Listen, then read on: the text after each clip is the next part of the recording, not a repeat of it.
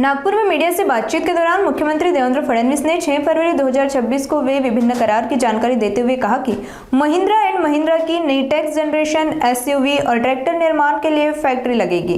छत्रपति संभाजीनगर और नासिक में 15,000 करोड़ रुपए की निवेश योजना से भारी रोजगार सृजन होगा। महिंद्रा की 3 व्हीलर इंडस्ट्री में 10,000 लोगों को रोजगार मिलेगा, वहीं अन्य कंपनियों से 5 से 6,000 और रोजगार सृजित होंगे।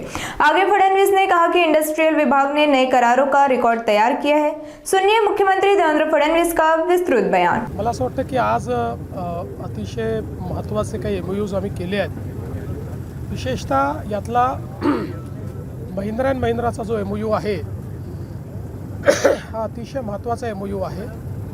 पहिल्यांदाच ऑटोमोबाईल क्षेत्रातली इन्व्हेस्टमेंट ही विदर्भात नागपूरमध्ये आलेली आहे। महिंद्रा अँड महिंद्रा ही अतिशय आधुनिक नेक्स्ट जेन अशा प्रकारचं जे त्यांची कार आहे, एसयूव्ही आहे, तिची फॅक्टरी इथे टाकते।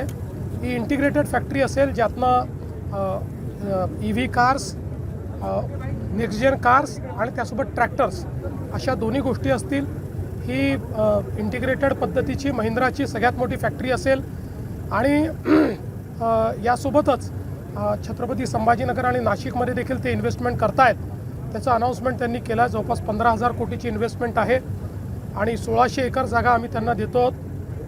यामुळे मोठ्या प्रमाणात एम्प्लॉयमेंट तयार होणार आहे। तसंच या ठिकाणी स्मेल्टिंगच्या क्षेत्रामध्ये चांगली इन्व्हेस्टमेंट झाली आहे। EV ऑटोच्या क्षेत्रात इन्व्हेस्टमेंट झाली आहे। मोठ्या प्रमाणात गुंतवणूक ही आज या कार्यक्रमाच्या माध्यमातून नागपूर आणि विदर्भात आलेली आहे। रोजगार निर्मितीसाठी किती मोठा फायदा आहे महिंद्राचा विचार केला तर जवळपास 10,000 लोकांना रोजगार मिळेल। 3 व्हीलरची जी इंडस्ट्री आलेली आहे ज्याच्यामध्ये एकदम लेटेस्ट टेक्नॉलॉजी येते आहे, त्याच्यामध्ये जवळपास 6,000 लोकांना एम्प्लॉयमेंट मिळेल आणि तसंच इतरही बाकीच्या ज्या काही इन्व्हेस्टमेंट आलेल्या आहेत त्यातनं अजून 5 ते 6,000 लोकांना मोठ्या प्रमाणात एम्प्लॉयमेंट मिळेल। हो, तुम्ही नवीन रेकॉर्ड केलेला आहे। काही मिनिटांमध्ये एमओयू करण्याचा रेकॉर्ड राज्य सरकारने केलेला आहे। विजेच्या स्पीडनं असा उल्लेख झाला त्यात चांगली गोष्ट आहे। काय झालं की आमच्याकडे त्यांच्याशी चर्चा केल्यानंतर लगेच चर्चा पूर्ण करून आणि एमओयू पर्यंत नेण्याचं काम आमच्या इंडस्ट्री विभागाने केलं आहे। हे एक नवीन रेकॉर्ड आम्ही केला आहे।